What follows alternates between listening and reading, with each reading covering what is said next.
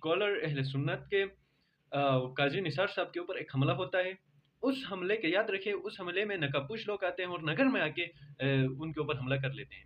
उसके बाद कुछ ही घंटों बाद चीफ जस्टिस इनायतुल्लाह साहब के ऊपर एक हमला होता है, वो भी नकाबपोश लोगों के। और याद रखिए ये शिया सुन्नी के नाम पे होता है। उसके बाद कुछ ही घंटों बाद एक शख्स आता है, वो आके कहता है कि मैं होमर से आया हूँ, मैं वहाँ से आया हूँ, मैं यहाँ खताब करने के लिए आया हूँ। मैं सल्यूट पेश करता हूँ उस शख्स को। एक नौजवान है जो बाशूर शख्स है, वो आके कहता है कि मेरा हमारा तो कोई लेन देन नहीं इस मामले के साथ। उसके बाद एक शख्स आता है पब्लिक चौक के सामने, आके कहता है कि भाई आपने कुछ करना है तो जाके, अगर आपने किसी को पकड़ना है जाके चीफ सेक्रेटरी को पकड़े, जाके कानून नाफिज करने वाले इदारों को पकड़े, इससे हमारा कोई लेन देन नहीं। वो भी एक शिया भाई होता है।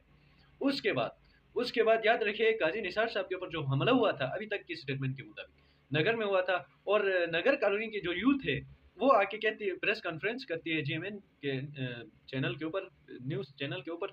वो कहती है कि इस मामले के साथ नगर की यूथ की कोई किसी भी शख्स की लेन देन नहीं है। उसके बाद उमर भाई एक सीनियर जर्नलिस्ट और सोशल मीडिया एक्टिविस्ट है, वो कहता है जिस जगह में काजी निसार साहब के ऊपर फायरिंग हुई है वहां से भागने के कोई चांसेस नहीं है, तो फिर वो दहशतगर्द गए कहाँ।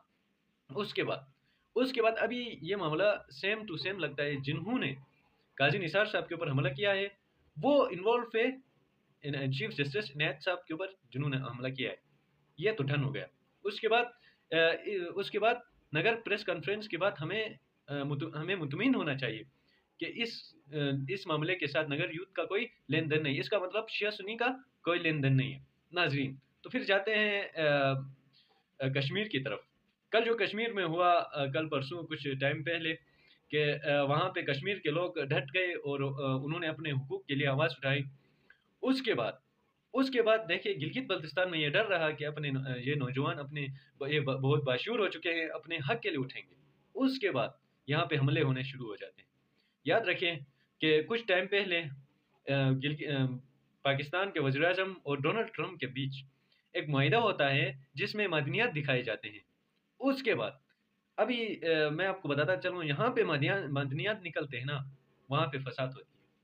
यहाँ पे अपने हुकूक की बात हो रही है, वहाँ फसाद फैलाई जाती है। तो ये कौन है, ये कहाँ से अपडेट होते हैं, ये किधर से अपडेट होते हैं और कहाँ से इनकी रिलेशनशिप है, तो ये आप ही समझ सकते हैं। मैं वीगो डाले का शिकार नहीं बनना चाहता हूँ, मैं गायब होना नहीं चाहता। हमारे इलाके के बहुत सारे लोग